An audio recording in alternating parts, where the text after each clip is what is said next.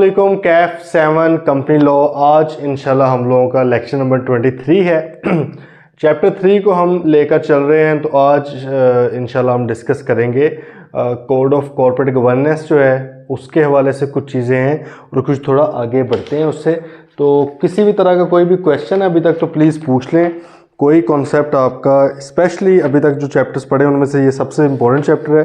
किसी भी तरह का कोई क्वेश्चन अनआंसर्ड या अनरिजॉल्व नहीं रहना चाहिए। ठीक है जी, चले जी। Compliance with code of corporate governance section 156 है जी कंपनीज एक्ट 2017 का। वो कहता है जी कि कुछ कंपनीज ने कोड ऑफ कॉर्पोरेट गवर्नेंस के साथ भी अपने आप को अलाइन रखना है, उस तरह भी काम करना है। अच्छा, पहले अगर हम बात करेंगे ना कि कोड ऑफ कॉर्पोरेट गवर्नेंस क्या है। देखिए, जब भी वर्ड कोड यूज़ होता है ना, कोड ऑफ कंडक्ट आपने देखा होगा, कोड ऑफ एथिक्स देखा होगा, सुना होगा।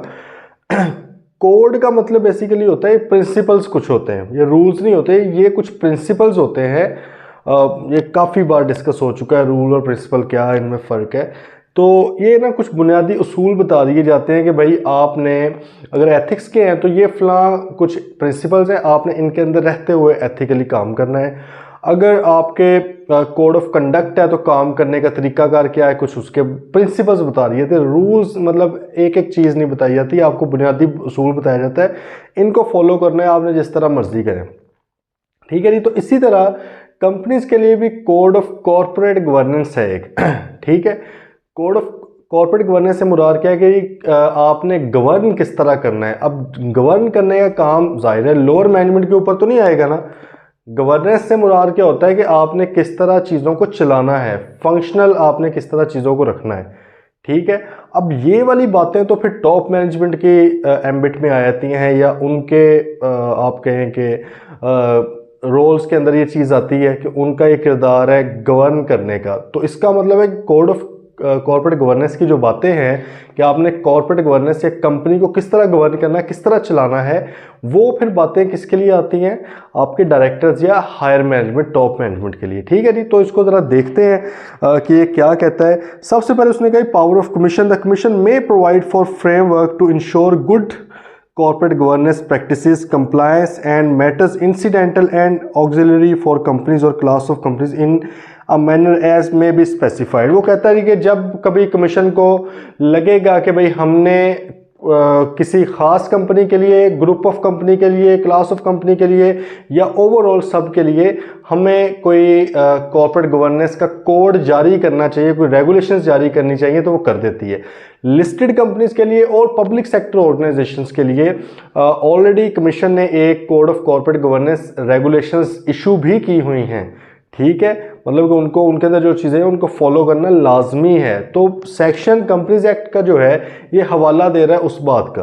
ठीक है, कि अगर कमीशन के पास ये पावर मौजूद है, कमीशन अलग से भी जब भी कभी चाहता है वो बैंकिंग कंपनी के लिए, इंश्योरेंस कंपनी के लिए, लिस्टेड कंपनी के लिए, पब्लिक के लिए, प्राइवेट के लिए, जिसके लिए उसका मुनासिब उसको लगता है, वो स्पेशल एक कोड ऑफ कॉर्पोरेट गवर्नेंस जारी कर सकता है। डायरेक्टर्स की क्या जिम्मेदारी है? डायरेक्टर्स की जिम्मेदारी है भाई उनकी जो कोड ऑफ कॉर्पोरेट गवर्नेंस है वो उनसे रिक्वायर करेगा कि उन्होंने उसके मुताबिक काम करना है, ये उनकी जिम्मेदारी है। मतलब उसमें जो जो पॉइंट्स हैं उनको देखना है। Liabilities of directors and officers, पहले आगे restriction on indemnification any provision whether contained in the articles of company. ठीक है, मतलब ये कंप्लायंस वाली बात बस छोटी सी थी, वो खत्म हो चुकी है।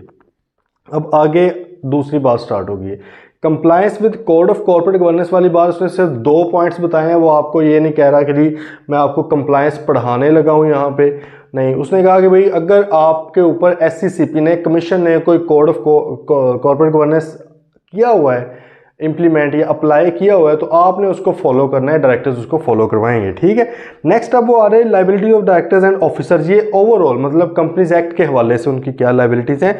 पहले आगे restriction on indemnification any provision whether contained in the articles और in any contract with the company or otherwise for exempting any officer or auditor of the company from or indemnifying him against any liability which by virtue of any law would otherwise attach to him in respect of any negligence, default, breach of duty or breach of trust of which he may be guilty in relation to the company shall be void as except as specified below। बात ज़रा समझ लें, वो कहता है कि भाई नीचे मैं एक एक्सेप्शन देने लगा हूँ, एक मैं एक्सेप्शन नीचे देने लगा हूँ, इसके अलावा अगर कंपनी के किसी भी डायरेक्टर को, किसी भी ऑफिसर को, ऑफिसर आगे पढ़ भी लेंगे, ऑफिसर से मुराद वैसे मेनली क्या होते हैं, आपका सीईओ, आपके डायरेक्टर्स, आपके टॉप मैनेजमेंट और सेक्रेटरी वगैरह, ठीक है, इनको कहा जाता है। अच्छा, उसने कहा कि भाई एक्सेप्शन के अलावा कंपनी के एक डायरेक्टर, ऑफिसर या ऑडिटर को अगर किसी भी चीज़ से रिमिट किया जाता है या मुआफ़ किया जा रहा है, उसकी अपनी नेग्लिजेंस से उसने कोई काम किया था और कंपनी उसको छोड़ना चाह रही है, वो कहते हैं अलाउड नहीं होगा सिवाय सिर्फ एक एक्सेप्शन के, ठीक है।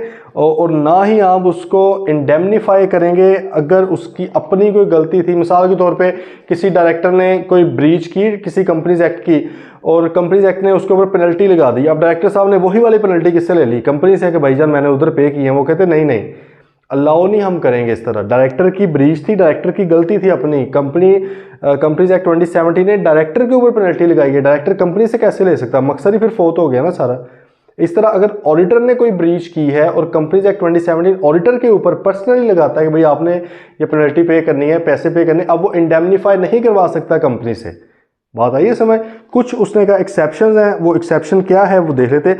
How ever a company is not prohibited from indemnifying any of its director, CEO और officer against any liability incurred by any one of them in defending any proceeding against him in which judgment is given by the court in his favor or in which any of them is acquitted, irrespective of the fact that whether the proceedings against any of them were in respect of any civil or criminal nature। बात जरा समझ लें।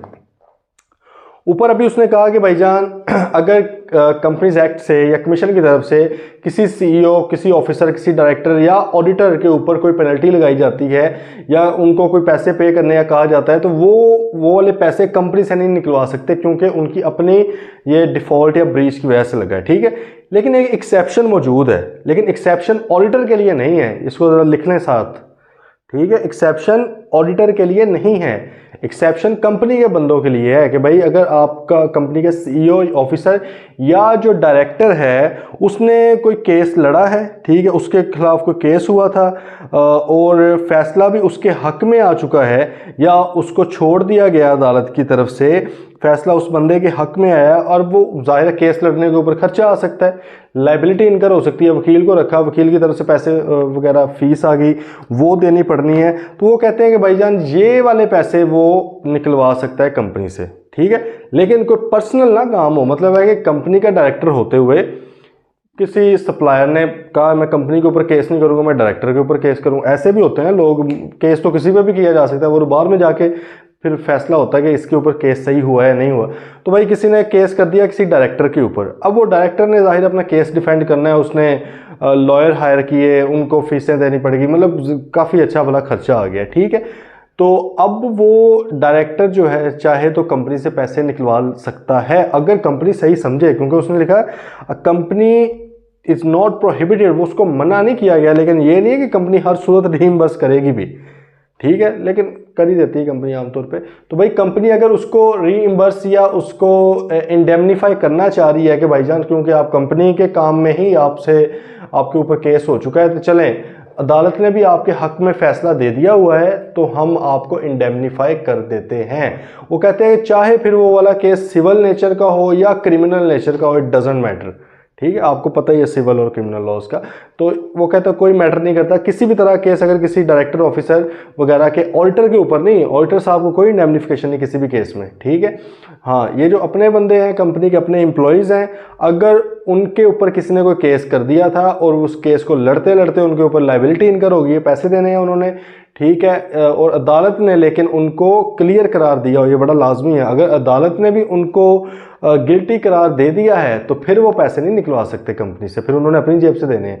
अगर अदालत ने उनको guilty करार नहीं दिया, इसका मतलब है कि वो ओके, उनको आज़ाद कर दिया, उनको बरी कर दिया है, तो भाई फिर वो कंपनी से इंडेमनीफाई करवा सकते हैं। ओके भाई, चलें जी, ये था। अब आगे आ जाएं जी थोड़ी सी दोबारा मुश्किल चीज़ें और जो पेपर में बहुत ज़्यादा आती हैं, बड़ा फेवरेट एरिया है जी एग्जामिनर का, उसको देख लेते हैं। नॉन एग्जेक्टिव डायरेक्टर, बड़ा हमने सुना हुआ है जी, वो हम उस वक़्त PRC 5 I2B में सुनते होते रहे।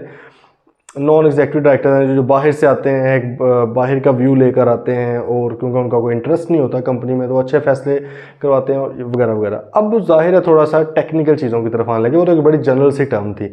अब लीगल पॉइंट ऑफ व्यू से अगर हम देखें तो नॉन एग्जीक्यूटिव डायरेक्टर से मुराद क्या है? ऐसा person on the board of the company who is not from among the executive management team. Executive management team से मुराद क्या होता है? फुल टाइम जो एम्प्लॉयज होते हैं, ठीक है। Is not from among the executive management team and मे और मे नॉट बी इंडिपेंडेंट। अब ये दूसरी बात आ गई बड़ी इंटरेस्टिंग। पहले जो हम लोग पढ़ते थे हम जनरल से एक बात करते थे, यार वो इंडिपेंडेंट बंदा होता है, बाहर का बंदा होता है, लेकिन यहाँ पर वो अगर हम उसकी लीगल बात की जाए तो वो लाजमी नहीं है कि वो इंडिपेंडेंट भी हो। और ये इंडिपेंडेंट से मुराद हमने कोई अपने पास ही डेफिनेशन नहीं निकालनी, बल्कि इसी के नीचे जब इंडिपेंडेंट डायरेक्टर पढ़ेंगे सेक्शन 166 उसकी डेफिनेशन के मुताबिक वो हमें देखना पड़ेगा, ठीक है। तो भाई बात ज़रा गौर से समझें। वो कहते हैं कि नॉन एग्जीक्यूटिव डायरेक्टर से मुराद वो बंदा है जो एग्जीक्यूटिव मैनेजमेंट टीम का पार्ट नहीं है, मतलब फुल टाइम एम्प्लॉय तो नहीं है। हाँ, वो इंडिपेंडेंट हो भी सकता है नीचे वाली डेफिनेशन के मुताबिक, इंडिपेंडेंट नहीं भी हो सकता नीचे वाली डेफिनेशन के मुताबिक। ये बड़ी ज़रूरी है। पहला पॉइंट हो गया नॉन एग्जीक्यूटिव का। दूसरा कहता है who is expected to lend an outside view point to the board of company, जिससे आप एक्सपेक्ट कर रहे हैं कि एक आउटसाइड व्यू पॉइंट आपको देगा, मतलब कि ये डिफरेंट कंपनीज में काम करता है या इसको ज़्यादा एक्सपोजर है चीज़ों का, तो ये ज़रा बेहतर मशवरा में बाहर, क्योंकि देखें जो एग्जीक्यूटिव मैनेजमेंट होती है वो फुल टाइम आपके साथ काम करती है। अब वो उनको आपकी कंपनी के बारे में तो बहुत अच्छा पता होगा, लेकिन उन्हें मार्केट का नहीं पता, एनवायरनमेंट का नहीं पता, क्योंकि वो एनवायरनमेंट में थोड़ा काम करते हैं। उतना ही पता होगा जितना किसी को हो सकता है, जितनी खबर आ गई उड़ के, ठीक है। लेकिन जो नॉन एग्जीक्यूटिव होते हैं डिफरेंट कंपनीज के साथ अटैच्ड होते हैं, ठीक है, तो इनको ज़रा बेहतर आइडिया होता है। तो इसका मतलब पहला तो उसने कह दिया कि दी एग्जीक्यूटिव मैनेजमेंट का पार्ट नहीं है। हाँ, वो इंडिपेंडेंट हो भी सकता है, नहीं भी हो सकता। दूसरे नंबर पे अच्छा, इंडिपेंडेंट ना होने का मतलब ये नहीं है कि वो उनका बंदा हो गया, ये बिल्कुल मतलब नहीं है। अगेन वही बात है, इंडिपेंडेंट हमने देखना है इस डेफिनेशन के मुताबिक नहीं है कि नहीं। हो सकता है कि इस डेफिनेशन के मुताबिक वो इंडिपेंडेंट ना हो, ठीक है, स्टिल वो एग्जीक्यूटिव मैनेजमेंट का भी पार्ट ना हो, तो इस तरह कोई बंदा ढूंढना है। दूसरा पॉइंट क्या है कि वो आउटसाइड व्यू पॉइंट देता है बोर्ड को। देन क्या है, he does not undertake to devote his whole working time to the company and is not involved in managing the affairs of the company, तुम्हें पता है। चौथे नंबर पे who is not a beneficial owner of the company or any of its associated companies or undertaking। हाँ भाई, जो ना तो बेनिफिशियल ओनर खुद है, बेनिफिशियल ओनर से मुराद हमने पढ़ा हुआ है, अल्टीमेट बेनिफिशियल ओनर क्या होता है? जिसके पास शेयर्स हों, जो मतलब असल में जो बंदा ओन करता है शेयर्स को, उसको बेनिफिशियल ओनर कहा जाता है। वो कह रहा है कि वो शेयर होल्डर नहीं होना चाहिए, ना तो इस कंपनी का जिसमें उसको लगाया जा रहा है, ना ही इसकी कोई एसोसिएटेड कंपनी का, मतलब इसकी पेरेंट सब्सिडरी होल्डिंग वगैरह उसका भी नहीं होना चाहिए। और अंडरटेकिंग से मुराद भी यहाँ पे यही है, इसकी ब्रांचेस वगैरह अगर कोई हैं, ठीक है, तो किसी भी तरह के किसी भी बिजनेस का, ये आपसे जो लिंक्ड बिजनेसेस हैं उनका बेनिफिशियल ओनर नहीं होना चाहिए, फिर ही तो ये थोड़ा सा आज़ाद होगा ना ये। Then who does not draw any remuneration from the company except the meeting fee। भाई ये कंपनी से किसी भी तरह का मुआवजा नहीं लेता एक्सेप्ट मीटिंग फी। इस वजह से कुछ बातें हमने ऑब्वियसली पढ़ी हुई हैं पहले भी, तो हमारे लिए थोड़ा इजी हो गया इसको समझना। ओके जी, 5 पॉइंट्स अगर मौजूद होंगे तो इस सारे के सारे मौजूद होना लाजमी है, और के साथ नहीं है, एंड के साथ है, ठीक है। आगे गल समझ, कोई सवाल तो पूछ लें। नेक्स्ट आ रही है section 166, independent director definition। An independent director means a director who is not connected or does not have any other relationship whether pecuniary मतलब पैसे इसके मिलते हैं, और otherwise with the company, its associated company, subsidiaries, holding और directors। पहले तो समझ जाए थोड़ा सा। उसने कहा कि भाईजान इंडिपेंडेंट जो डायरेक्टर है आपका,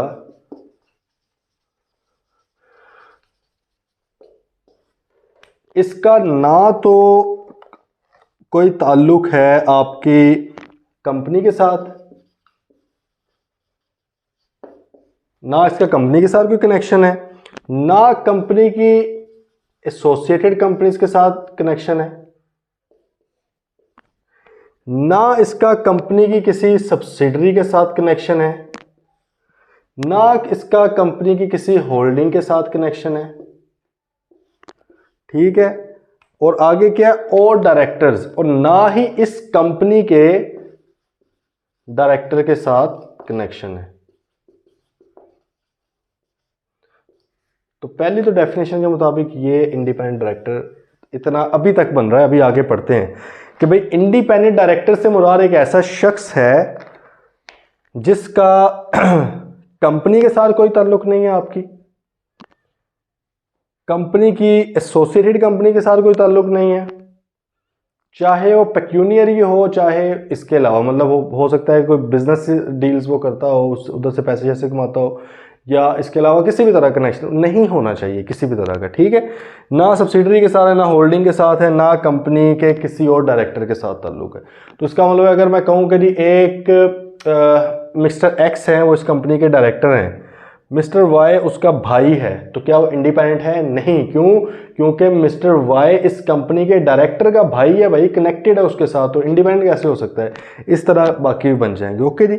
अच्छा, आगे उसने कहा and he can be reasonably perceived as being able to exercise independent business judgement without being subservient to any form of conflict of interest. In essence an executive director can never be an independent director. बात समझे? उसने कहा कि भाई साहब इसका किसी इनमें से, यही लोग होते हैं ना जो इन्फ्लुएंस कर सकते हैं, कंपनी खुद इन्फ्लुएंस कर सकती है, मतलब शेयर होल्डर्स मेंबर्स वगैरह, एसोसिएटेड कंपनी आपके ऊपर इन्फ्लुएंस कर सकती है, सब्सिडरी कर सकती है, होल्डिंग कंपनी कर सकती है, डायरेक्टर्स कर सकते हैं। अब इनके साथ भी इसका कोई ताल्लुक नहीं है और आप परसीव कर रहे हैं, परसेप्शन आपकी ये है, एक्चुअल तो जाहिर है बाद में पता लगे गिड़ा हो गया। परसेप्शन से मुराद क्या है? जब आपने इस बंदे को रखना है तो आप ये परसीव कर रहे हैं कि भाई एक इंडिपेंडेंट बिजनेस जजमेंट लेकर आएगा, इंडिपेंडेंट प्रोफेशनल जजमेंट लेकर आएगा, इंडिपेंडेंट व्यू देगा बिल्कुल मुझे, ठीक है, तो फिर वो इंडिपेंडेंट डायरेक्टर कहलाएगा। उसने एंड पे क्लियरली बता रही है कि क्योंकि ये हम कनेक्शंस की बात करें तो इस वजह से एग्जीक्यूटिव डायरेक्टर तो कभी भी इंडिपेंडेंट नहीं हो सकता। क्यों? Executive director is a full time director of the company, वो तो भाई उसका तो सीधा ताल्लुक है कंपनी के साथ। आगे बात समझ? तो वो कहता है कि वो इंडिपेंडेंट डायरेक्टर एग्जीक्यूटिव तो नहीं हो सकता, तो पीछे उसने अपनी बता दी है, ठीक है जी। क्राइटेरिया, अब बात वही है कि एक तो ये कनेक्शन की बात आ गई है, लेकिन अब वो आपको थोड़ा सा रूल्स भी बता रहा है कि भाईजान ये फलां अगर चीज़ें हैं तो वो इंडिपेंडेंट नहीं कंसीडर होंगे without affecting the generality of the above definition. वो कहता है जी कि ऊपर तो मैंने जनरल सी डेफिनेशन बताई है, सही है, वो एक जनरल सी मैंने चीज़ बताई है, अब मैं आपको स्पेसिफिक बताने लगा हूँ। उसने कहा कि जो मैं बातें बताऊंगा ना, आपने इसकी बेस पर ये नहीं कह देना कि यार ये तो ऊपर कुछ और कह रहा था, कहता वो अपनी जगह मौजूद है, जनरलाइज डेफिनेशन है। मतलब अगर आपने आपसे कोई बंदा पूछे कि इंडिपेंडेंट डायरेक्टर कौन है तो आप ये बताओगे। हाँ, जब आपने बंदा रखना है तो फिर भाई आपने कुछ शिक्के हैं तकरीबन 7-8 किस्म की, ये आपने एक एक देखनी है, देख लेते हैं जी। उसने कहा सबसे पहले नंबर पे, no director shall be consider independent if one और more of the following circumstances exist. भाई नीचे वाली में से एक भी अगर सिचुएशन एग्जिस्ट करती हुई तो वो बंदा इंडिपेंडेंट डायरेक्टर नहीं होगा। पहले नंबर पे, he has been an employee of the company, वो कंपनी का एम्प्लॉय रहा है, कंपनी की सब्सिडरी और होल्डिंग का एम्प्लॉय रहा है। अब ये देखो एसोसिएट वाली बात यहाँ पे नहीं आई, सही है, कंपनी की सब्सिडरी और होल्डिंग का एम्प्लॉय रहा है with in the last 3 years, with in the last 3 years. अब ये बातें ऑब्वियसली याद करने वाली हैं, तो आप लोगों के लिए एक असाइनमेंट है भाई आज की। वो क्या है कि आपने जो इंडिपेंडेंट डायरेक्टर्स का क्राइटेरिया है, पहले तो आपने डेफिनेशन लिखनी है, ठीक है, फिर इंडिपेंडेंट डायरेक्टर्स का ये जो क्राइटेरिया है, ये जो आपकी 8 पॉइंट्स बनते हैं, ठीक है, इंक्लूडिंग ये नीचे वाला भी एक डाल के, तो भाई आपने इनको लिखना है, प्लीज़ इनको देख के लिख लें चाहे, ठीक है, लेकिन ये याद होना बहुत ज़रूरी है, ये बहुत ज़रूरी है। इसमें से पेपर में क्वेश्चन आते हैं, इसमें से एमसीक्यूज भी आते हैं, वो थोड़ा सा उसने चेंज किया होता है। जैसे अभी मैंने कहा कि होल्डिंग और सब्सिडरी के बाद उसने एसोसिएट डाल देना है, तो वो भी सही कराना है, बारीकी आ जाती है, ठीक है, या इस पर सीधा क्वेश्चन भी बन के आ सकता है, और बड़ा इंपॉर्टेंट है ये वाला वैसे टॉपिक। तो आपने प्लीज़ इसको लिख कर असाइनमेंट आपने नंबर लगा के अपना जितनी भी है ये आपने उधर अपने फोल्डर में रखनी है, प्लीज़, ये लाजमी है। अच्छा जी, पहला पॉइंट क्या आ गया? अगर वो बंदा has been an employee of the company और एनी ऑफ इट्स सब्सिडरीज और holding company within the last 3 year, अगर वो शख्स इस कंपनी का एम्प्लॉय रहा है या इसकी सब्सिडरी का एम्प्लॉय रहा है या इसकी होल्डिंग का एम्प्लॉय रहा है पिछले 3 सालों में कभी भी, पिछले 3 सालों में कभी भी, ये नहीं है कि वो 3 साल के लिए एम्प्लॉय रहा है, ये भी बात नहीं है, पिछले 3 सालों में किसी भी टाइम पे अगर वो चाहे वो 1 महीने के लिए बना हो, इसका या इसका एम्प्लॉय रहा है, ठीक है, तो भाईजान वो बंदा अब इंडिपेंडेंट डायरेक्टर नहीं रहा, इस वक्त नहीं रहा। हाँ 3 साल जब गुजर जाएंगे उसके बाद वो दोबारा इंडिपेंडेंट बन जाएगा, पहली शिक के मुताबिक, हो सकता है अगली वालों के मुताबिक फिर उधर कहीं फंस जाए। तमाम शिकें लगनी हैं, सही है, तमाम शिकें लगनी हैं। इसको क्या कहते हैं, म्यूचुअली इंक्लूसिव है, ये एक्सक्लूसिव नहीं है, अलग अलग नहीं है, सारी की सारी एक बंदे के ऊपर फिट होनी चाहिए, फिर वो इंडिपेंडेंट है। अगर इसमें से एक भी चीज़ पे वो फिट नहीं बैठता तो वो इंडिपेंडेंट नहीं है।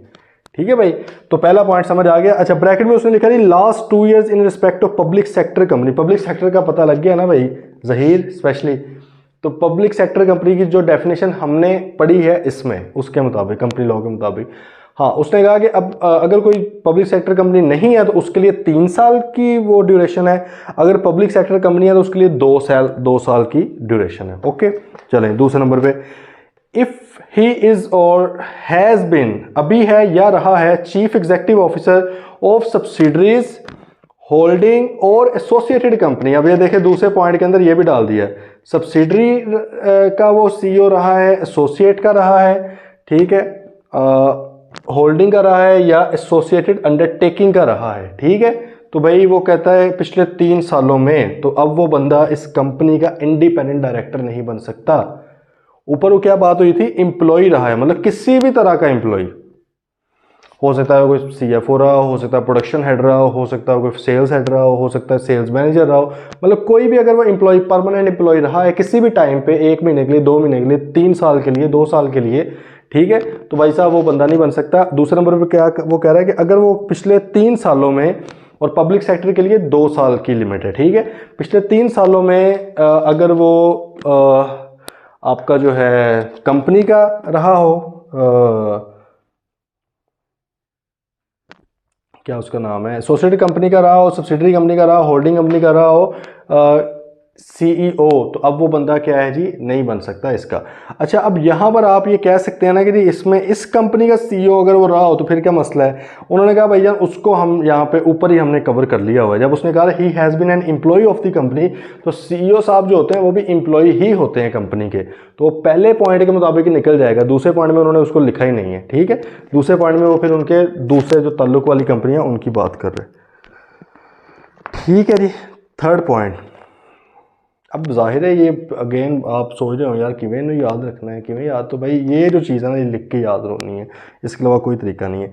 इफ़ ही हैज़ और has had with in the last 3 years, अगर उसके पास अब है या पिछले 3 सालों में है, और पब्लिक सेक्टर के लिए फिर से 2 साल, ठीक है।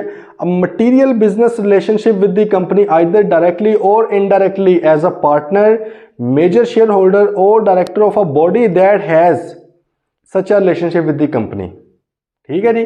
उसने कहा कि भाईजान अगर पिछले 3 सालों में या इस वक्त, ठीक है, वो खुद कंपनी के साथ कोई बिजनेस कर रहा है या उसकी पार्टनरशिप फर्म जिसके अंदर वो पार्टनर है वो कर रही है, ठीक है, या कोई कंपनी जिसके अंदर इसकी मेजर शेयर होल्डिंग है। अभी हमने कल के लेक्चर में एक पढ़ा था कि भाई पावर्स ऑफ बोर्ड, ठीक है, उसमें हमने क्या कहा था कि अगर डायरेक्टर का कॉन्फ्लिक्ट ऑफ इंटरेस्ट है, मतलब है कि अगर वो डायरेक्टर खुद ही कंपनी के साथ कोई ट्रांजेक्शन करना चाह रहा है सेल परचेज या सर्विसेज वगैरह की, तो बोर्ड का अप्रूवल चाहिए, या डायरेक्टर किसी फर्म में पार्टनर है और वो फर्म करना चाह रही है या उस फर्म का कोई और पार्टनर करना चाह रहा है फिर भी चाहिए। तीसरे नंबर पे हमने पढ़ा था अगर डायरेक्टर किसी प्राइवेट कंपनी में मेंबर या डायरेक्टर है और वहाँ पर मेंबर के लिए परसेंटेज कोई नहीं हमने पढ़ी थी कितनी परसेंटेज होनी चाहिए, फ़र्क है चीज़ों में, इसलिए मेंशन मैंने किया है कि आपने उसको और इसको सेम नहीं समझ लेना। उधर वो कह रहे हैं सिर्फ मेंबर होना चाहिए, चाहे वो गारंटी वाला मेंबर हो चाहे वो आपका दूसरा मेंबर हो शेयर वाला, और शेयर्स में भी वो कोई शेयर्स की लिमिट नहीं बता रहा है यहाँ पर, लेकिन उसने बताई है। उसने कहा कि भाई या तो आप किसी फर्म में पार्टनर थे और वो पार्टनरशिप फर्म आके करने लगी, या आप किसी कंपनी के अंदर मेजर शेयर होल्डर थे। क्या थे भाईजान? मेजर शेयर होल्डर थे आप वहाँ के। और यहाँ पर प्राइवेट कंपनी भी नहीं कह रहा, वहाँ पे तो हमें पढ़ा था ना प्राइवेट कंपनी का मेंबर अगर है तो फिर मतलब अप्रूवल चाहिए, अगर पब्लिक कंपनी का तो फिर तो नहीं चाहिए अप्रूवल। सही है, इतनी बारीकी सी है उसमें। यहाँ पर वो कह रहा है किसी भी बॉडी के अगर आप क्या हैं मेजर शेयर होल्डर हैं, ठीक है। तो भाई साहब आप क्या हैं जी, कंपनी के डायरेक्टर नहीं, इंडिपेंडेंट डायरेक्टर नहीं बन सकते।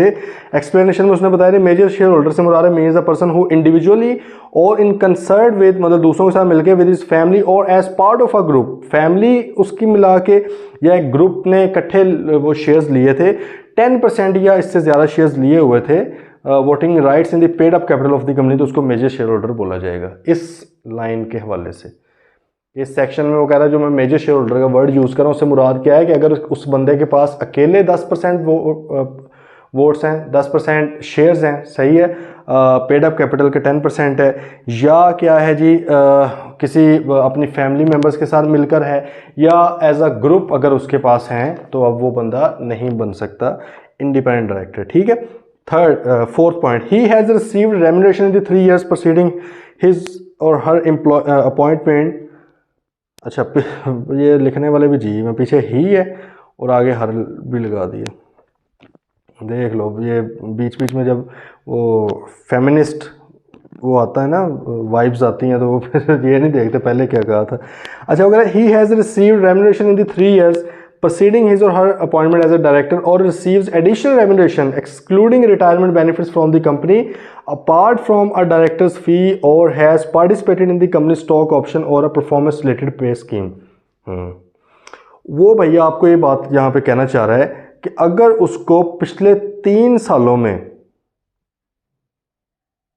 ठीक है, अगर उसको पिछले 3 सालों में बतौर डायरेक्टर कोई रेम्यूनरेशन रिसीव हुई है, कोई मुआवजा मिला है, पिछले 3 सालों में बतौर डायरेक्टर कंपनी के उसको कोई भी रेम्यूनरेशन अगर मिली है, ठीक है, मतलब अब उसको हम अपॉइंट करने जा रहे हैं, इससे एग्जैक्ट 3 साल पीछे चले हैं, वहाँ से लेकर अब तक, अगर इन 3 सालों के अंदर उसको कोई रेम्यूनरेशन मिला, पैसे की बात हो रही है अब, सही है, एज अ डायरेक्टर, ये तो डायरेक्टर की हद तक थी, और receives additional remuneration excluding retirement benefits from the company apart from a director's fee और has participated in the company stock option और a performance related pay scheme. हाँ, कहता है या तो उसको किसी तरह की रेम्यूनरेशन मिली हो बतौर डायरेक्टर, फिर भी वो नहीं बन सकता, या उसको रिटायरमेंट, मतलब वो रिटायर हो चुका है लेकिन उसको रिटायरमेंट बेनिफिट के अलावा किसी भी तरह की कोई एडिशनल रेम्यूनरेशन मिली है।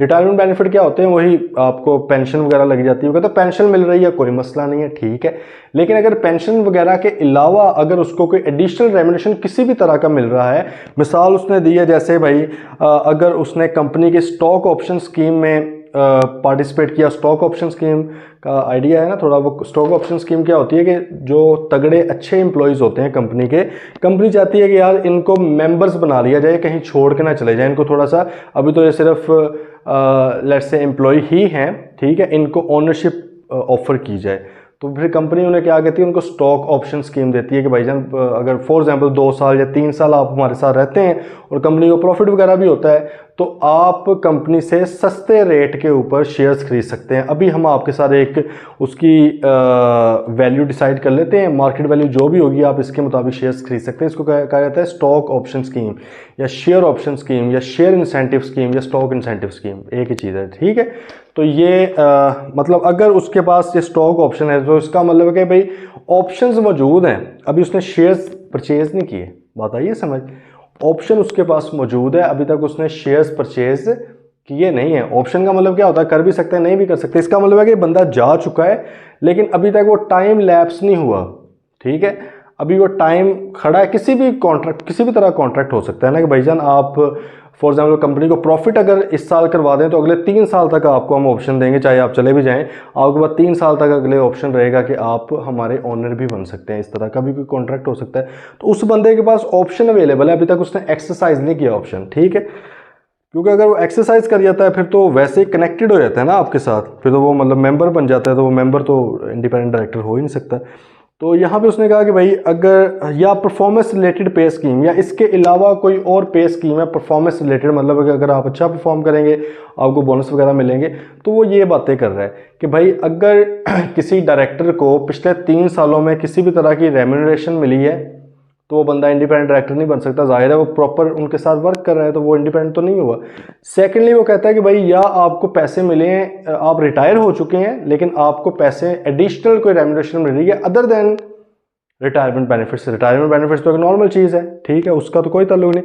लेकिन अगर आपको भी मजीद कोई उसके अलावा पैसे मिल रहे हैं, जैसे कि स्टॉक ऑप्शन स्कीम है या परफॉर्मेंस रिलेटेड पे स्कीम है, तो फिर भी आप इंडिपेंडेंट नहीं रहे। ओके जी।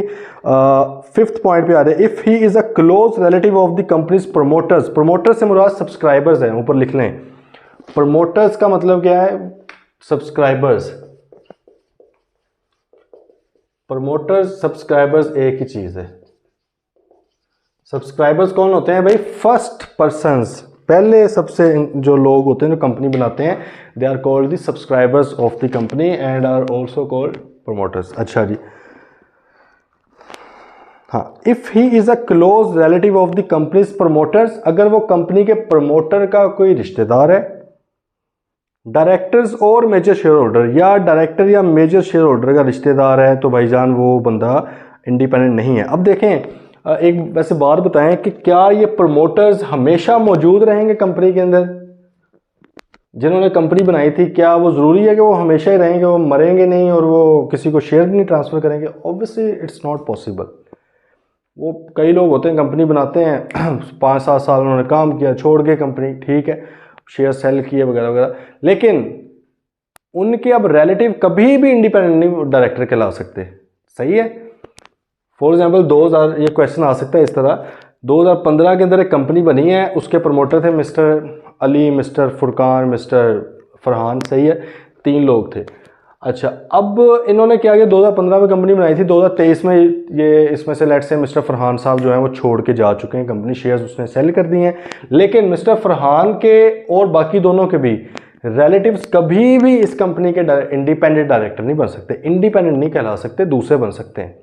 ठीक है भाई, क्योंकि प्रमोटर्स वो कहते हैं बानी होते हैं कंपनी के, वो बड़े इंपॉर्टेंट बंदे हैं, ठीक है, तो उनके नहीं हो सकते। इसके अलावा अगर डायरेक्टर के कोई क्लोज रिलेटिव हैं तो वो भी, अब डायरेक्टर तो उस वक्त जो मौजूद है उसी का ही है ना, पुराने डायरेक्टर तो जा चुके हैं, उस वक्त जो मौजूद है बंदा उसका, या मेजर शेयर होल्डर। और मेजर शेयर होल्डर की डेफिनेशन वही है जो अभी ऊपर पड़ी है, अगर 10% वोटिंग राइट्स उसके पास हैं। अच्छा जी, अब यहाँ पर वो क्लोज रिलेटिव, क्योंकि नई चीज़ आई है तो क्लोज रिलेटिव का बताने लगा है।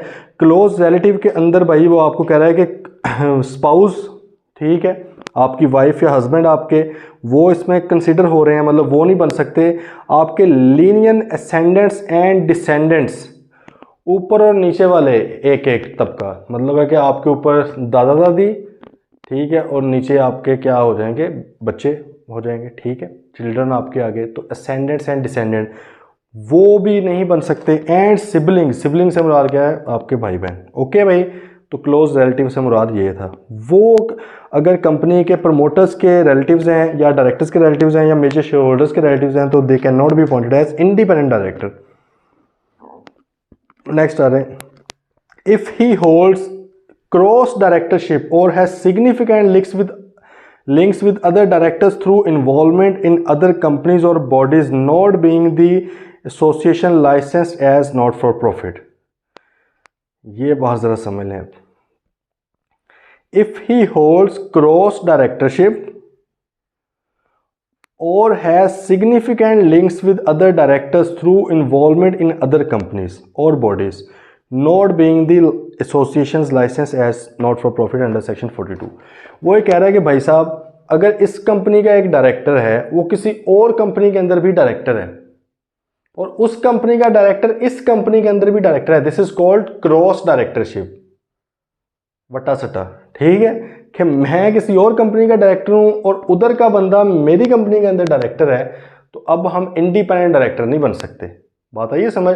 मिसाल के तौर पे अगर मैं किसी और कंपनी के अंदर डायरेक्टर हूं, ठीक है, अब उस कंपनी का बंदा भी इधर आके डायरेक्टर बनना चाहे, तो वो इंडिपेंडेंट वाला तो नहीं बन सकता, दूसरे बन सकता है, वो इंडिपेंडेंट नहीं वो बन सकता। बात आइए समझ, क्योंकि ऑब्वियसली लिंक हो गया ना हमारा भाई, वो मैं इस कंपनी के अंदर डायरेक्टर हूँ, दूसरी कंपनी के अंदर भी डायरेक्टर हूँ, अब वो दूसरी वाला बंदा इधर आके डायरेक्टर बन रहा है, तो मैं उसको कहूँगा ना कि यार उधर ज़रा हाथ होला रखना, मेरे साथ ही चलना, तुम जो मैं फैसला करूँगा तुम भी उस हाँ में हाँ मिलाना वगैरह वगैरह। तो इसलिए उन्होंने कहा कि अगर क्रॉस डायरेक्टरशिप है तो वो बंदा इंडिपेंडेंट नहीं रहा, या उसने कहा और has significant links with other directors, या उसका बाकी डायरेक्टर्स के साथ कोई लिंक है हो सकता है कि उन्होंने दूसरी कंपनीज के अंदर इकट्ठे काम करते हों या एम्प्लॉयज़ वगैरह, मतलब ये देखें अब ये प्रिंसिपल काइंड ऑफ एक प्रिंसिपल बताया जा रहा है। ऊपर आपको स्ट्रिक्ट चीज़ें बताई गई थी, यहाँ पे अब इन्वॉल्वमेंट वाली बात उसने कर दी है कि भाई फॉर एग्जांपल 3 डायरेक्टर हैं, उसमें से एक मैं हूँ, मुझे कोई जानने वाला बंदा है, वो किसी और जगह पे हम मिलके काम करते हैं, बेशक हम डायरेक्टर्स के तौर पे नहीं भी करते, ठीक है, लेकिन हम मिलके काम करते हैं, किसी प्रोजेक्ट्स के ऊपर हमने काम किए हुए थे। अब वो बंदा किस तरह फिर इंडिपेंडेंट हो गया? उसका कनेक्शन हो गया ना मेरे साथ, और हमने तो यहाँ पे कहा था कि आपका कंपनी के डायरेक्टर के साथ भी कनेक्शन नहीं होना चाहिए, ठीक है। लेकिन उन्होंने कहा कि भाई ये जो क्रॉस डायरेक्टरशिप है या ये जो दूसरी बात हम कर रहे हैं इन्वॉल्वमेंट वाली, इसमें से एनपीओ को निकाल दो। एनपीओ के अंदर अगर क्रॉस डायरेक्टरशिप है, मतलब है कि एक बंदा यहाँ का डायरेक्टर है किसी एनपीओ का, सेक्शन 42 वाली का, उसमें भी डायरेक्टर है, और सेक्शन 42 वाली का कोई डायरेक्टर इस कंपनी में भी डायरेक्टर है, वो कहते हैं ये अलाउड है। या अगर यहाँ का कोई डायरेक्टर है, ठीक है, उसकी कोई जान पहचान है किसी सेक्शन 42 वाली कंपनी के साथ, मतलब मैं उस कंपनी का डायरेक्टर तो नहीं हूँ सेक्शन 42 वाली का, लेकिन मेरी थोड़ी सी जान पहचान है किसी बंदे के साथ, वो बंदा बन सकता है मेरी कंपनी का डायरेक्टर भी, क्योंकि सेक्शन 42 के अंदर कहते हैं कि क्योंकि उनका पर्पस प्रॉफिट अर्न करना होता ही नहीं है, तो इसलिए उनका जो इंटरेस्ट है ना वहाँ पे वो इतना ज़्यादा नहीं होगा चीज़ों में। जहाँ पे आपने इन्वेस्ट किया होता है ना, वहाँ पे आपका इंटरेस्ट होता है, आपको होता है यार उसको नुकसान ना हो, तो मेरा अपना पैसा है। बात आ रही है समझ? तो सेक्शन 42 वाली को उन्होंने एक्सक्लूड करवा दिया है। और आगे गल समझ? जी point, if he has served on the board for more than 3 consecutive terms from the date of his first appointment, however such person shall be deemed independent after a lapse of 1 term। हाँ, अगर कोई बंदा लगातार 3 बार किसी company के board of directors में आ चुका है, ठीक है, चाहे वो बतौर इंडिपेंडेंट डायरेक्टर हो चाहे दूसरे के, क्योंकि बोर्ड के अंदर आना है ना बस, तो इंडिपेंडेंट के तौर पे भी आ सकता है, एग्जेक्टिव के तौर पे भी आ सकता है, नॉन एग्जेक्टिव के तौर पे भी आ सकता है। वो कहते हैं कि कोई भी शख्स जिसने 3 कंसेक्टिव टर्म्स पूरी की हो, अब वो चाहे तीनों बार इंडिपेंडेंट भी बन के आया हो, अब 3 हो चुकी हैं भाई, अब कौन सी इंडिपेंडेंस? 9 साल से 3 बार इलेक्शन होते हैं, 9 साल से आप एक कंपनी के साथ लगे हुए हैं काम करने, तो भाई अब तो जो इंडिपेंडेंस थी भी वो भी खत्म हो चुकी है आपकी, तो अब आप नहीं बन सकते। हाँ, वो कहते हैं एक बार वजू करके आए दोबारा, ठीक है, एक बार आप दोबारा मिस करें एक टर्म को, उसके बाद फिर से आ जाएं, फिर आप इंडिपेंडेंट हो गए, धुल के आ गए आप फिर। बात आ गई इस समय। और पब्लिक सेक्टर कंपनी के लिए कितना 2 साल की टर्म है, 2 कंसेक्टिव टर्म्स के लिए अगर आप इंडिपेंडेंट डायरेक्टर बन चुके हैं या आप एग्जेक्टिव थे वगैरह, अब आप थर्ड वाली में इंडिपेंडेंट नहीं कहला सकते, ठीक है, आप नहीं लग सकते। हाँ, आप वो वाली स्किप करोगे फिर जाके दोबारा आप आओ तो फिर आप बन सकते हो। अब इसमें लॉजिकली देखो ना कि अगर 3 कंसेक्टिव टर्म्स में हम कहें कि आप बतौर एग्जेक्टिव डायरेक्टर आपने काम किया, तो वो तो भाई ऊपर वाली शिक के मुताबिक ही नहीं आप बन सकते। ऊपर भी हमने पढ़ी है ना कि पिछले 3 सालों में अगर आप एम्प्लॉई या डायरेक्टर वगैरह रहे हैं तो उधर से भी नहीं बन रहा। तो यहाँ पे लॉजिकली फिर वो ये कह रहा है कि भाईजान बोर्ड के अंदर चाहे आप एग्जेक्टिव के तौर पे रहे हो तो फिर तो आप वैसे ही नहीं बन सकते थे, पिछले 3 साल में आप मौजूद हैं, लेकिन अगर आप इंडिपेंडेंट के तौर पे भी रहे हैं बोर्ड के अंदर और 3 कंसेक्टिव टर्म्स आपने पूरी कर ली हुई हैं, तो थोड़ा सांस लें, सही है, एक टर्म किसी और को आने दें, उसके बाद दोबारा से आप आइएगा। बात आ गई समझ? लास्ट पॉइंट क्या है?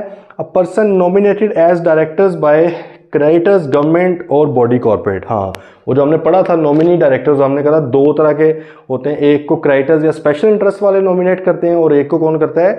गवर्नमेंट या कोई बॉडी कॉर्पोरेट कर सकती है, ठीक है।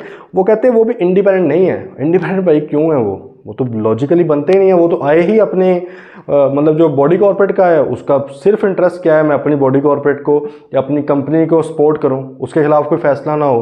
क्रेडिटर वाला बंदा है उसका सिर्फ और सिर्फ ये है कि मैं क्रेडिटर्स के हक में रहूं, ठीक है। गवर्नमेंट का है तो उसका भी यही है, तो वो इंडिपेंडेंट डायरेक्टर नहीं कहलाते, ठीक है जी। ये सारे पॉइंट थे। लास्ट पे क्या? Further N independent director in case of a public sector company shall not be in the service of Pakistan और ऑफ एनी स्टैट्यूटरी बॉडी और एनी बॉडी और इंस्टीट्यूशन ओन्ड और कंट्रोल्ड बाय द गवर्नमेंट। ये बात बड़ी अहम है। वो कहता है कि ये जो पब्लिक सेक्टर के इंडिपेंडेंट डायरेक्टर हैं उनके ऊपर एक और शर्त भी मैं लगाने लगा हूं कि वो कोई सर्विंग एम्प्लॉय नहीं होना चाहिए कंपनी का। वो क्या नहीं होना चाहिए? Shall not be in the service of Pakistan और its federal government, provincial government या स्टैट्यूटरी बॉडी वगैरह। वो कह रहा है कि भाईजान वो पाकिस्तान की किसी भी गवर्नमेंट या किसी भी स्टैट्यूटरी बॉडी की सर्विस में, मतलब है कि करंट एम्प्लॉय नहीं होना चाहिए। आपको पता नहीं, इसलिए फिर रिटायर्ड एक महकमा है जो जिन्हें लगता है उन्हें सब पता है, इसलिए मुल्क का ये हाल है। तो वो फिर रिटायर होकर लग जाते हैं। तो खैर, तो भाई साहब सर्विंग एम्प्लॉय नहीं होना चाहिए। सर्विंग होगा तो इंडिपेंडेंट नहीं कहला सकता, ठीक है। ऊपर वाले सिक्कों के अलावा, ऊपर वाले तो कुछ हैं ना, वो उनके अलावा भी उसने कह दिया है कि पब्लिक सेक्टर कंपनी के लिए अगर आपने किसी इंडिपेंडेंट डायरेक्टर को लगाना है तो वो बंदा रिटायर्ड मतलब होना चाहिए, सर्विस में नहीं होना चाहिए। ओके भाई साहब, चले अब नीचे एक बात आ गई थी बड़ी अहम, manner of selection and maintenance of data bank. अभी जो इंडिपेंडेंट डायरेक्टर्स है ना, हर बंदे ने अपनी मर्जी के मुताबिक नहीं उठा लेने। अब देखें ना, इतने ज़्यादा रूल्स रेगुलेशंस उन्होंने लगा दी हैं, इसका मतलब है कि इंडिपेंडेंट डायरेक्टर कोई बड़ी ही स्ट्रिक्ट किस्म की चीज़ है, और ये लिस्टेड कंपनीज में लाजमी होने चाहिए, अदर दैन लिस्टेड में लाजमी नहीं है। लिस्टेड कंपनी के अंदर इंडिपेंडेंट डायरेक्टर्स आर मस्ट, ठीक है, उनके बोर्ड का लाजमी पार्ट होना चाहिए। अच्छा, अब इसलिए ना उन्होंने उसको थोड़ा मज़ीद सख्त करने के लिए, मज़ीद रेगुलेट करने के लिए उन्होंने क्या कहा है कि भाईजान हम ना एक डाटा बैंक भी एक मेंटेन करेंगे, आपने उसमें से सिलेक्ट करना है। डाटा बैंक मतलब एक डाटाबेस जहाँ पे नाम शाम इनके क्वालिफिकेशन वगैरह सारा कुछ आ रहा होगा, एक्सपीरियंस कहाँ कहाँ पे काम कर लिया इन्होंने, सारा कुछ वो उसमें आ रहा होगा। उसमें से आपने सिलेक्ट करने हैं बंदे, आप अपने पास से बंदे नहीं लेके आ सकते, ठीक है। ये अपने पास से भी एक है सिचुएशन, वो देख लेते हैं, लेकिन नॉर्मली आपने वहाँ से सिलेक्ट करने हैं। अब ये डाटा बैंक कौन रखता होगा, ये कमीशन के पास होता है, देख लेते हैं। उसने कहा an independent director to be appointed under any law rules, regulation or code shall be selected from a data bank containing names, addresses and qualifications of persons who are eligible and willing to act as independent director maintained by any institute, body or association as may be notified by the commission having expertise in creation and maintenance of such data bank and post on their website for the use by the company making the appointment of such director। हाँ, वो कहते हैं कि भाईजान मुख्तलिफ इदारे जिनको commission इजाज़त देगा, सही है, मुख्तलिफ इदारे जिनको कमीशन इजाज़त देगा, जिसमें से एक इदारा है पाकिस्तान स्टॉक मार्केट, ठीक है। मोस्टली वैसे सबसे बड़ा इदारा यही जिसके ऊपर लोग ट्रस्ट करते हैं इंडिपेंडेंट डायरेक्टर्स के वाले से। तो भाई कमीशन कुछ चीज़ें देखने के बाद जिस इदारे को लाइसेंस देगा कि आप अपने पास डाटा बैंक एक बना सकते हैं इंडिपेंडेंट डायरेक्टर्स का, ठीक है, तो आपने जब बतौर कंपनी कोई इंडिपेंडेंट डायरेक्टर रखना है तो आपने उन्हीं इदारों में से किसी इदारे से जाके लिस्ट निकलवानी है, उसमें से बंदे चूज़ करने हैं। बंदे चूज़ करने के बाद फिर वो नीचे लिख रहा है कि भाईजान जिम्मेदारी उनके इंडिपेंडेंट होने की या ना होने की फिर भी आपके ऊपर है, वो इदारे को नहीं आप क्या उसे कहते हैं ब्लेम कर सकते। मिसाल के तौर पे हमने एक लिस्ट ली स्टॉक मार्केट से कि जाके कि सर हम लिस्टेड कंपनी, हमने इंडिपेंडेंट डायरेक्टर चूज़ करना है, प्लीज़ ज़रा वो डाटा बैंक तो शेयर करें जो SCCP ने आपको मेंटेन करने का कहा हुआ है। उन्होंने एक जो मेंटेनेंस वाला डाटा बैंक था वो निकाला है, आपने उसमें से कोई 5-6 बंदे सिर्फ आंखें बंद करके चूज़ किए हैं, कोई नहीं देखा कि आपके साथ उनका क्या लिंक है, क्योंकि ये देखें ना, ये सारी डिटेल आपने भी देखनी है अपने तौर पर। अच्छा, आपने बस वो देखा है, 3-4 बंदे उठाए हैं, चलो जी उनको अपॉइंट कर दिए, बाद में पता लगा वो प्रमोटर के रिश्तेदार थे मिसाल के तौर पे, ठीक है, या वो किसी डायरेक्टर का रिश्तेदार था, या वो डायरेक्टर्स के साथ किसी तरह से इन्वॉल्व था वगैरह वगैरह, मतलब कि जो भी अपनी हमने पढ़ी है इन एलिजिबिलिटी क्राइटेरिया, उसमें से किसी पे उतरा वो पूरा, वो इन एलिजिबल था लेकिन आपने कर लिया, तो भाईजान गलती आपकी है, ठीक है। उन्होंने एक डाटा बैंक रखा हुआ है लेकिन वो डाटा बैंक के अंदर गलती हो सकती है, इसलिए आपने अपने तौर पर ड्यू डिलीजेंस करनी है, पहले तसल्ली से उसको देखना है, फिर जाके आपने बंदा रखना है, अदरवाइज आपके ऊपर सारी की सारी वो आ जाएगी जिम्मेदारी। ओके जी, चलें जी नीचे वो इलेक्शन प्रोसेस एंड कंसेंट है। The independent director of a listed company, listed के लिए बताया हुआ है, listed company shall be elected in the same manner as other directors are elected and the statement of material facts annexed to the notice of general meeting called for the purpose shall indicate the justification for choosing the appointee for appointment as independent director. No individual shall be selected for the data bank of independent director without his consent in writing. हाँ भाई, उसने कहा है कि जब आपने किसी independent director को रखना है तो पहले तो आपने वो डाटा बैंक देखा, उसमें से आपने कुछ बंदे देखे, अब फ़ौरन नहीं उनको इलेक्शन में बुलाना, पहले कंसेंट लेनी है, क्योंकि हमने पढ़ा हुआ है कि किसी भी डायरेक्टर को आप विदाउट कंसेंट उसको नहीं कर सकते, इलेक्ट नहीं कर सकते। उस वक्त मैंने शायद आपको फॉर्म 28 भी बताया था, वो एक होता है कंसेंट का फॉर्म, वो आप उनसे फिल करवाते हैं। तो इससे भी आपने पहले फिल करवा लिया कि भाईजान क्या आप डायरेक्टर बनना चाहते हैं, उसने कहा जी बनना चाहता हूँ। अब इनका इलेक्शन भी उसी तरह ही होगा जिस तरह आमतौर पे सब्सिक्वेंट डायरेक्टर्स का होता है, मतलब है कि जब आपने मीटिंग का नोटिस भेजना है तो आप इनके नाम भी लिख देंगे और ये भी बताएंगे कि आपने इनको क्यों सिलेक्ट किया है। किसने करना होता है, बोर्ड ऑफ डायरेक्टर्स ही करेंगे ना, कि भाई हमने लिस्ट में से ये बंदे उठाए हैं क्योंकि इनका फला फला एक्सपीरियंस है, रेलेवेंट, ये वो इस कंपनी के साथ काम कर चुके हैं और हम इनको रखना चाह रहे हैं। ठीक है, अब वो नोटिस के साथ भेज दिया गया, इसको क्या क्या कहा जाता है, स्टेटमेंट ऑफ फैक्ट्स। ये स्टेटमेंट ऑफ फैक्ट्स है कि आपने फैक्ट बताने हैं उनके बारे में, या आपने भेज दिया। अब वो लोग मीटिंग में आएंगे, मेंबर्स, वो वोट छोड़ देंगे, जिसने बनना हुआ वही टॉप के हिसाब से उस तरह बन जाएगा। ओके जी। Relaxation in requirements. The above requirements may be relaxed by the Commission on an application made by the company, supported with the sufficient justification or the practical difficulty as the case may be.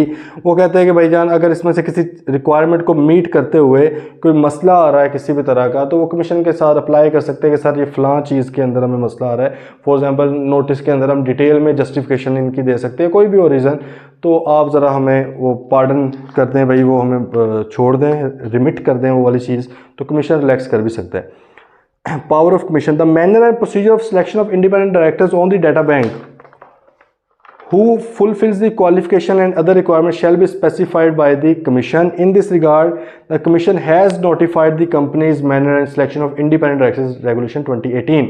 अब ये बात ये भी तो एक mind में आती है ना कि भाई वो जो डाटा बैंक के ऊपर कहाँ से बंदे आएंगे, उनका क्या तरीकाकार होगा उनको चूज़ करने का, उनकी पीछे स्क्रूटनी करने का, मतलब है कि जो रेलिवेंट इंस्टीट्यूट्स ने करनी है, ये कंपनी का काम नहीं है, ये जो उस इदारे का काम है जो डाटा बैंक मेंटेन करना चाह रहा है। वो कहते हैं उसके लिए भी SECP ने एक रेगुलेशन निकाली हुई है जो कि हमारे सिलेबस का पार्ट नहीं है, तो हमें पढ़ने की ज़रूरत नहीं है, उसके मुताबिक वो करेगा। ठीक है, ओके जी। ये जैसे वो उसकी रेगुलेशन का सिर्फ 2 रेगुलेशन आपको यहाँ पे उसकी बताना चाह रहा है।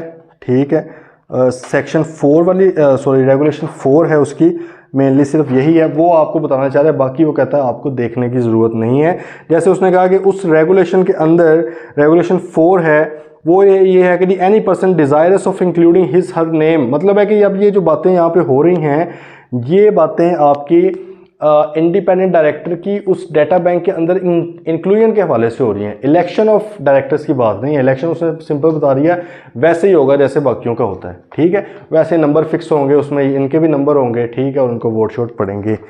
अच्छा, अब eligibility criteria, any person desirous of including his और her name on the data bank of independent director shall fulfil the following education and other requirements namely. Obviously लोग इंडिपेंडेंट डायरेक्टर क्यों बनना चाहते हैं, एक तो उनका पोर्टफोलियो बेहतर होता है, अच्छी भारी फीस उनको मिलती है।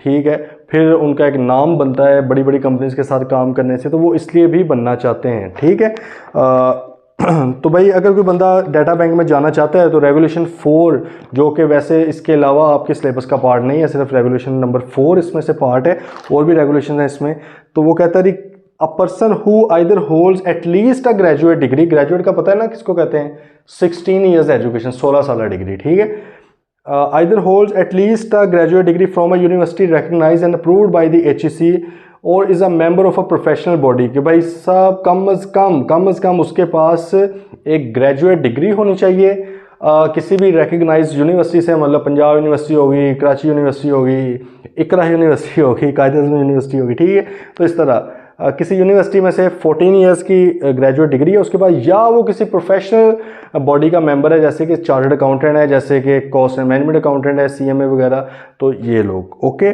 एंड दूसरी बात भी है, ये उसकी क्वालिफिकेशन की बात हो रही है, and has at least 5 years of relevant experience in one और more of the fields of finance, law, management, sales, marketing, admin, research, corporate governance, technology, technical operations और other discipline relevant to the company's business. हाँ, उसने कहा कि भाईजान एक तो उसके पास कोई ग्रेजुएट डिग्री हो, या ये जो मैं बताने जा रहा हूँ फील्ड्स, उसमें भी कम से कम उसका 5 साल का तजर्बा हो, कम से कम 5 साल का तजर्बा होना चाहिए। ठीक है, इन फील्ड्स में या कोई और फील्ड जो कंपनी के बिजनेस के हवाले से है।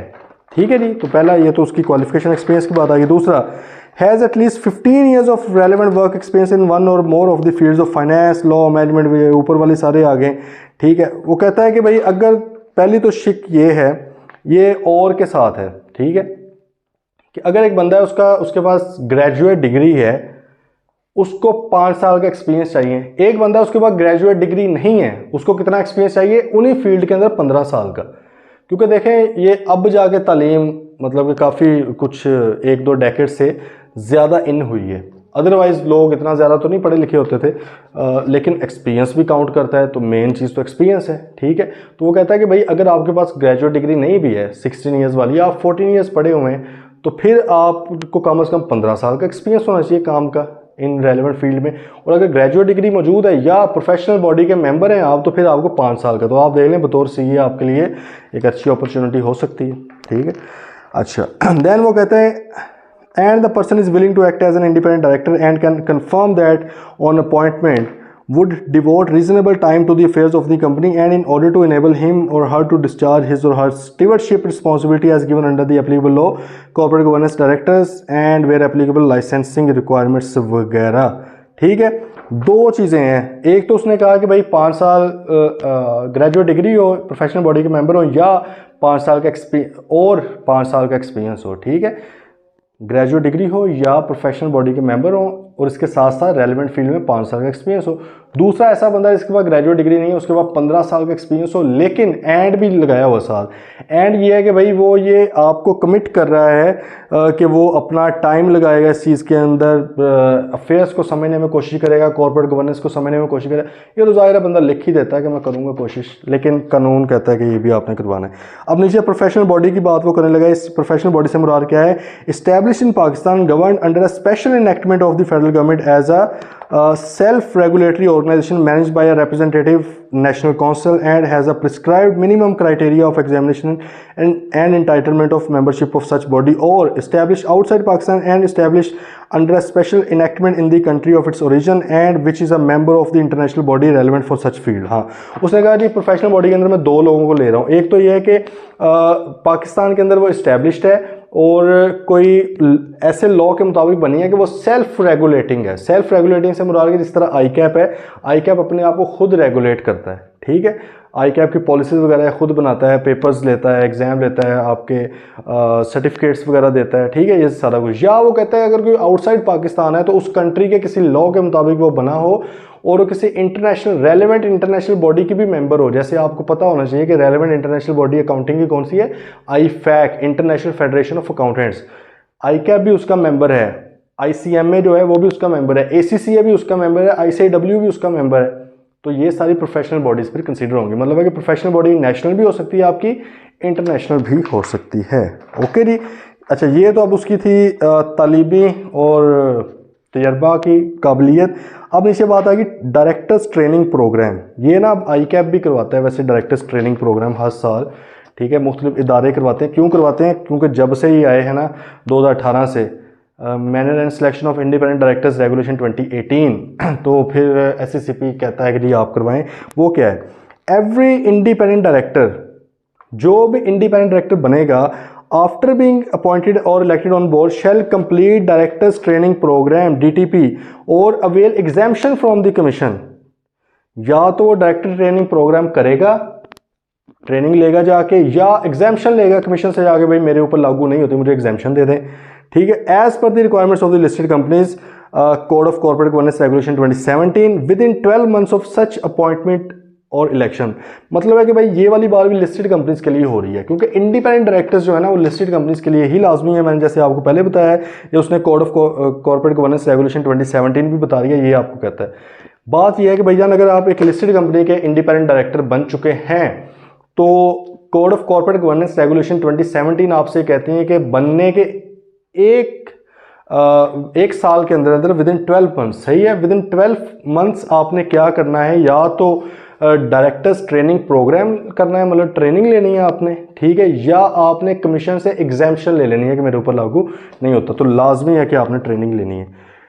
IIE maintenance of data bank, the institute shall place the information on process of registration in data bank, eligibility criteria, fee and documents and other relevant details on its website, and the institute must ensure that the information shall be in the format easily accessible and downloadable by the applications। वो applicants वो कह रहा है कि भाईजान जिस institute ने data maintain करना है वो अपनी वेबसाइट के ऊपर फॉर्म वगैरह उसके कौन कौन से फिल करने हैं, फ़ी वगैरह। आपको पता है जहाँ जब आप किसी भी चीज़ में इनरोल होते हैं या रजिस्टर करवाते हैं, जो जो चीज़ें होती हैं वही उसी तरह की चीज़ें इसने भी रख लेनी हैं। द इंस्टीट्यूट में determine the necessary measures condition and procedure for including and retaining details of individual in the data bank. वो कहता है उसके मुताबिक वो जैसे भी उसको लगता है कि कोई सॉफ्टवेयर यूज़ करना चाह रहा है उसके मुताबिक वो चीज़ें मेंटेन करना चाहता है, या कोई थर्ड पार्टी सर्विस लेना चाहता है ताकि चीज़ें डाटा वगैरह मेंटेन रहे, सिक्योर रहे, वो जैसे उसको मुनासिब लगता है वो कर ले। The institute with the prior approval of commission में fix a fee to be paid by the individual for inclusion and retaining their names in the data bank. वो कहता है कि फ़ी भी वो डिसाइड कर सकता है। जो ऊपर हमने कहा था फ़ी लिखनी है, तो वो फ़ी भाई पहले वो कमीशन के साथ डिस्कस करेगा कि सर हम फॉर एग्जाम्पल 1 लाख रुपया फ़ी रखना चाह रहे हैं, 1.5 लाख रुपया रखना चाह रहे हैं कि अगर कोई बंदा अपना नाम हमें रजिस्टर करवाएगा। सिर्फ रजिस्टर मतलब फ़ीस देने पे तो नहीं ना रजिस्टर है ना, वो सारा क्राइटेरिया देखेगा पहले वो इंस्टीट्यूट। और अगर कोई रिटेन करवाना चाह रहा है तो हर साल का 10,000 रुपया, 50,000 रुपया, 20,000 रुपया हम लेंगे फॉर एग्जाम्पल, ठीक है। Every person whose name is included in the data bank shall be responsible for the accuracy, adequacy and completeness of the information and particulars provided by him or her to the institute as in case of any subsequent change therein। भाई जिस बंदे का data मौजूद है, जिसने रखवाया हुआ है डाटा कमीशन के बाद, उसकी ये जिम्मेदारी है कि वो तमाम डाटा एक्यूरेट होना चाहिए, एडिक्वेट होना चाहिए। एडिक्वेट से मुराद क्या है, जो कमीशन ने मांगा था वो हो, ये ना हो कि कमीशन ने कहा फॉर एग्जाम्पल अपने क्वालिफिकेशन के कोई सर्टिफिकेट की पीडीएफ फाइल अपलोड करें, आपने वो खाली कोई पीडीएफ अपलोड कर दी वहाँ पे। इस तरह की हरकतें नहीं करनी, ठीक है। आपने उस डाटा को मेंटेन करने की भी जिम्मेदारी आपकी होनी चाहिए। और अगर कोई चेंज आती है, मिसाल के तौर पे पहले मैं किसी और कंपनी में था, मैं किसी और कंपनी में जा चुका, मैंने फ़ौरन उधर डाटा बैंक में अपडेट करवाना है कि भाई मैंने अपनी कंपनी चेंज किया था, कि डाटा बैंक बिल्कुल एक्यूरेट भी तो रहना चाहिए ना। देखिए उन्होंने तीनों तरह की जिम्मेदारियाँ लगाई हुई हैं। उसने इंस्टीट्यूट पर भी लगाई है कि आपने भी डाटा बैंक को सही तरह मेंटेन करना, उसने उस बंदे पे भी लगाई है जिसका डाटा पड़ा हुआ है, और उसने कंपनी के ऊपर भी लगा दी है कि भाई आपने इस डाटा को एज इट इज़ नहीं लेके चल जाना आगे, इसी के ऊपर नहीं हरफ आखिर समझ के यकीन कर लेना, आपने अपने तौर पर भी ड्यू डिलिजेंस करनी है। कोशिश यही है कि डाटा एंड तक सही रहे, लेकिन फिर भी मसले तो आए थे। अब देखें responsibility of company and disclaimer by the institute. Every company shall B responsible for exercising its own due diligence before selecting. वो पहले उन्होंने बता दिया भाईजान आपकी अपनी जिम्मेदारी है बंदा सेलेक्ट करते हुए, अपने तौर पे भी आपने देखना है। In particular every company shall require such individual to submit an undertaking on a non judicial stamp paper. Non judicial को छोड़ें फिलहाल, ये क्या होता है, स्टैम्प पेपर एफिडेविट की बात हो रही है, ठीक है। तो वो कहते हैं स्टैम्प पेपर के ऊपर आपने अंडरटेकिंग उससे हलफ लेना है कि भाईजान ये जो आपने इन्फॉर्मेशन दी है वो भी सही है, और ये कुछ हमारी रिक्वायरमेंट्स हैं आप ये सारी मीट कर रहे हैं। मतलब कंपनी उसके ऊपर वो छाप सकती है सारी रिक्वायरमेंट कि आप 3 साल पहले से हमारे पास नहीं है, कोई कनेक्शन नहीं है, आप किसी तरह का हमारे साथ कोई बिजनेस रिलेशनशिप नहीं है, फलां फलां, मतलब जो चीज़ें हैं वो लिख देगी कंपनी स्टैम्प पेपर के ऊपर। स्टैम्प पेपर के ऊपर लिखी हुई चीज़ आपको पता है कि वो थोड़ी ज़्यादा वैलिडेट हो जाती है, वो बाद में एज एन एविडेंस भी यूज़ की जा सकती है कोर्ट में, तो उससे वो लिखवा लें, ठीक है जी। The institute shall conspicuously display the following disclaimer on its website. हाँ, इंस्टीट्यूट ने कहते हैं अपनी वेबसाइट के ऊपर बड़ा वाज़े सा करके ये लाइन लिखनी। क्या लाइन है, it is responsibility of every person appointing independent director to exercise due diligence in terms of requirements of the act और applicable laws for purpose of selecting a person from the data bank.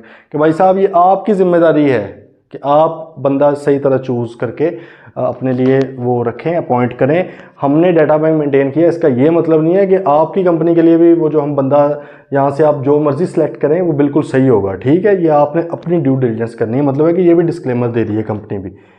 Inclusion in data bank does not guarantee, फिर वो आगे बोल रहा है inclusion in data bank does not guarantee selection as an independent director. भाई जिस इसका नाम डाटा बैंक में आया हुआ है इसका ये मतलब नहीं कि वो कहीं पे इंडिपेंडेंट डायरेक्टर भी हो गया। आप में से बड़े लोग जिन्होंने पेपर दिए थे, क्या ये लाजमी था कि सारे पास हो गए हैं? देखा है आपने क्या बना है परसों, ठीक है। तो इसका मतलब है कि लाजमी नहीं है कि जिनका नाम डाटा बैंक में आ चुका है वो इंडिपेंडेंट डायरेक्टर लग भी गए हैं, उनको भी थोड़ा समझाए ना, ठीक है। और its directors by the reason of institute shall neither guarantee nor make any representation regarding the accuracy और liability of the information. Institute shall not be responsible for any contribution of, ये सादा सी बातें इनको देख लेना है आपने, ठीक है। पेपर में ऑब्वियसली ये नहीं आना कि एज सच एग्जैक्टली लिख दें। अगर पेपर में आ गया है, बड़ी बारीक सी वैसे बात है, अगर आ गया कि वो डिस्क्लेमर लिखें, अपने अल्फाज में आपने सादा सी बात लिख देनी, ठीक है। कि पहले तो वो कंपनी को खबरदार कर रहे हैं कि भाईजान आपकी जिम्मेदारी है, बंदा देखें। फिर वो उस बंदे को जिसने अपना डाटा दिया हुआ है उसको भी अब समझा रहे हैं कि भाई साहब डाटा देने का मतलब ये नहीं कि आपकी सिलेक्शन हो गई है, कंपनी ने अपने हिसाब से सिलेक्शन करनी है। फिर एंड पे भी आप बता रहे हैं कि भाई हम जो हैं कोई किसी तरह की लॉ की कंट्रावेंशन अगर होती है उसके रिस्पॉन्सिबल नहीं है, अगर आप लोगों की तरफ से होती है। अगर तो हमारी तरफ से हुई है कि हमने डाटा सही तरह अपलोड नहीं किया या उसमें हमारी तरफ से कोई गलती थी तो वो फिर तो हम जिम्मेदार हैं। लेकिन अगर बंदा आपने गलत चूज़ कर लिया तो हमारी उसमें कोई गलती नहीं है क्योंकि आपकी जिम्मेदारी थी। Then protection to be independent and non protection to independent and non-executive directors. Okay, an independent director and a non-executive director shall be held liable only in respect of such acts of omission or commission. Omission और commission का मतलब पता होगा। Omission से मुराद क्या था, एक उसकी जिम्मेदारी थी उसने नहीं की। कमीशन से मुराद क्या है, उसने कोई कमिट किया है, कोई गलत काम कमिट किया है, कोई गलत एक्ट किया है। मतलब जो कमिट होता है ना उसी से कमीशन निकला है और ओमिट से ओमिशन निकला है। अच्छा, only in respect of such acts of omission और commission by a listed company और अ पब्लिक सेक्टर कंपनी। ये फिर से वही लिस्टेड और पब्लिक सेक्टर के लिए बातें हो रही हैं क्योंकि कोड ऑफ कॉर्पोरेट गवर्नेंस है ही उनके लिए। which had occurred with his knowledge attributable through board processes and with his consent or connivance or where he had not acted diligently। हाँ, वो कहते हैं कि भाईजान इंडिपेंडेंट डायरेक्टर सिर्फ तब जिम्मेदार होगा अगर कोई काम उसके नॉलेज में हुआ है, ठीक है, उसने वो कोई काम गलत किया है या कोई चीज़ उसकी जो जिम्मेदारी थी उसने नहीं निभाई लेकिन वो उसकी नॉलेज में था कि भाई ये चीज़ हुई है, ठीक है, या वो बोर्ड के प्रोसेसेस में चल रही थी चीज़ें, डायरेक्टर्स की मीटिंग में चल रही थी और वो भी वहाँ पे मौजूद होता था तो उसको पता था फिर भी वो चीज़ गलत हुई है, फिर तो वो जिम्मेदार है। अदरवाइज वो बोर्ड के हर फैसले का जिम्मेदार नहीं है जिसका उसे पता ही नहीं है क्योंकि वो इंडिपेंडेंट डायरेक्टर है। वो तो भाई उसको तो बुलाते ही आप कभी कभी हो। जबकि दूसरी तरफ हमने क्या पढ़ा था, वेरिएबल रिप्रेजेंटेटिव नहीं हो सकता डायरेक्टर की। जब हमने बात पढ़ी थी हमने क्या कहा था, director will not be a variable representative. Direct जो एग्जीक्यूटिव डायरेक्टर है, जो सही वाला डायरेक्टर है, वो ये नहीं कह सकता कि भाई साहब मैं उस काम का जिम्मेदार नहीं हूँ, मैं सिर्फ अपने कहे का जिम्मेदार हूँ। वो हर चीज़ का जिम्मेदार है डायरेक्टर्स की हुई, ठीक है। लेकिन इंडिपेंडेंट डायरेक्टर क्योंकि फुल टाइम नहीं होता इन्वॉल्व तो वो सिर्फ उन कामों का जिम्मेदार है जिसमें वो खुद इन्वॉल्व था। ओके भाई साहब, चलो अब ये देखें कितने क्वेश्चंस हैं इसके, बड़ा इंपॉर्टेंट है। पावर ऑफ बोर्ड सादा सा सवाल है।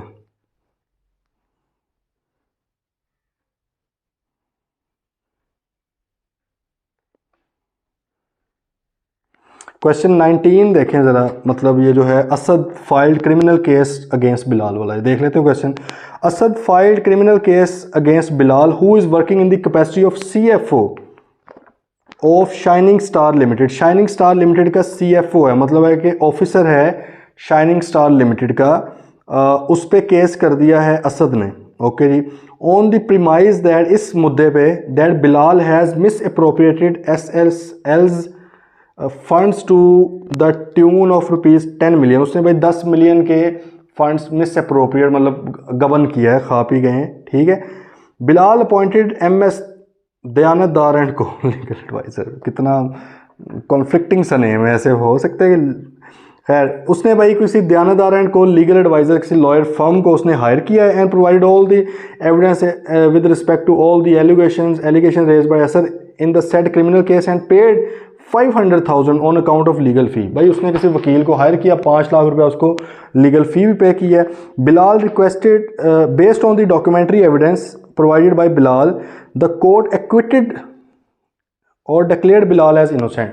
उसने भाई अदालत ने क्या किया, उसको बिलाल को बरी कर दिया। अब ये देखें बिलाल साहब जो कि कंपनी के काम करते हुए CFO मौजूद थे, तो किसी बंदे ने उनके ऊपर इल्ज़ाम लगा दिया आपने कंपनी का 10 मिलियन खाया है। वो बंदा गया जी अदालत के अंदर, किसी एक वकील को हायर किया, वकील को दिया 5 लाख रुपया, अदालत ने फैसला, वकील को दिया 5 लाख रुपया और अदालत को दिया 2 लाख रुपया, और अदालत ने क्या किया उसके हक में फैसला कर दिया भाई, ठीक है, या मतलब सही तरह कर दिया। Bilal requested SSL management to indemnify him 500,000 paid by him to the lawyer and provided the legal advisor invoice.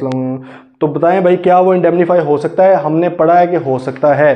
Company का डायरेक्टर, CEO या ऑफिसर, कोई ऑफिसर भी है, ये CFO ऑफिसर में आ जाता है, ठीक है। अगर उसने कंपनी में रहते हुए उसके ऊपर कोई केस हो जाता है अपनी ड्यूटीज़ परफॉर्म करते हुए और वो बंदा केस विन भी कर जाए, ये बड़ा लाजमी था। अगर यहाँ पे लिखा होता जी कि वो केस उसके खिलाफ आ गया, फैसला उसके फेवर में नहीं आया, फिर वो इंडेमनीफाई नहीं करवा सकता था। यहाँ पर वो कंपनी में इंडेमनीफाई, सही है, कंपनी अभी भी लाजमी नहीं है करेगी, लेकिन कंपनी इज़ नॉट प्रोहिबिटेड, सही है, उसको मना नहीं किया इंडेमनीफाई करने से, तो वो कर भी सकती है। आगे आ गया जी भाई साहब आपका उसने कहा कि नॉन एग्जीक्यूटिव डायरेक्टर की डेफिनेशन आ गई, सस्ते से सवाल है। अच्छा, इनको ना प्लीज़ आप लोगों ने पढ़ लेना है क्वेश्चंस को, ठीक है, पढ़ लें ताकि साथ साथ चीज़ें क्लोज होती जाएँ। कल इंशाल्लाह फिर आगे चलेंगे, छोटा सा एक लेक्चर होगा प्रोसीडिंग्स का। कल मिलते हैं, टिल देन टेक केयर, अल्लाह हाफ़िज़।